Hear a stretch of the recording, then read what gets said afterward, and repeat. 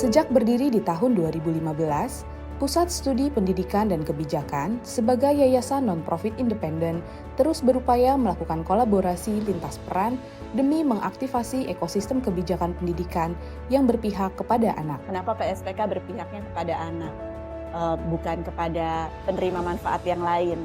Kan kita tahu dalam ekosistem pendidikan ada guru, kepala sekolah, dinas pendidikan, dan sebagainya. Tapi kenapa berpihaknya kepada anak? Karena buat kami, sistem pendidikan itu diciptakan untuk mereka. Sehingga mereka lah yang harus terus menjadi pusat perhatian kita ketika menyusun kebijakan, dan yang lain adalah pendukung untuk kesuksesan mereka. Anak di sini tuh bukan anak-anak yang usia dini gitu ya, tetapi seluruh anak-anak bangsa yang dipelihara oleh negara dan dijamin pendidikannya. Sehingga anak ini mewakili mulai dari anak usia dini sampai anak kuliahan. Nah, kenapa kita menggunakan istilah anak bukannya murid gitu?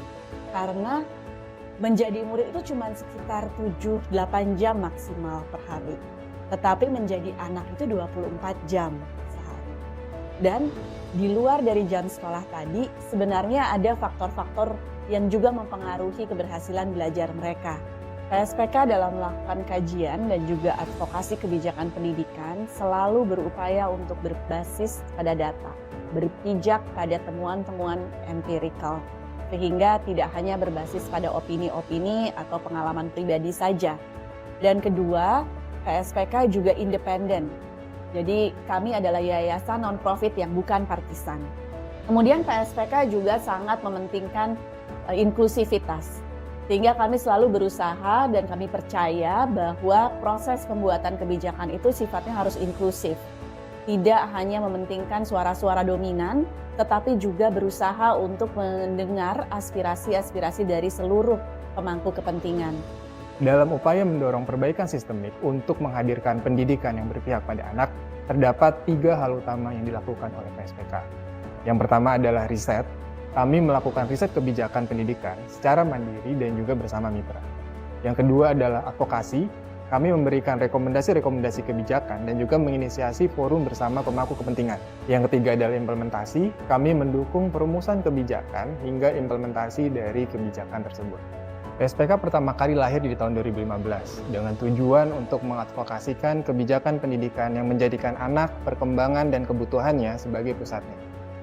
Sejak tahun 2015 hingga saat ini, PSPK telah banyak terlibat pada penyusunan kebijakan-kebijakan kunci dalam pendidikan di Indonesia.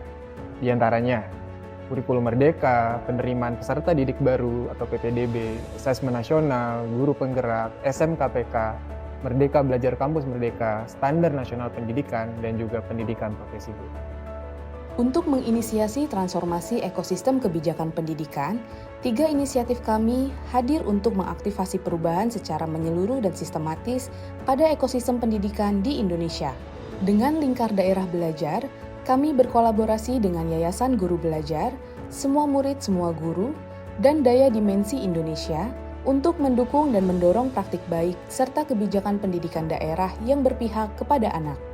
Melalui Lingkar Studi Kebijakan Pendidikan, kami berfokus pada penguatan ekosistem penelitian kebijakan pendidikan di Indonesia dengan mendorong kolaborasi antar pemangku kepentingan dan mendorong penyusunan kebijakan pendidikan yang berbasis penelitian.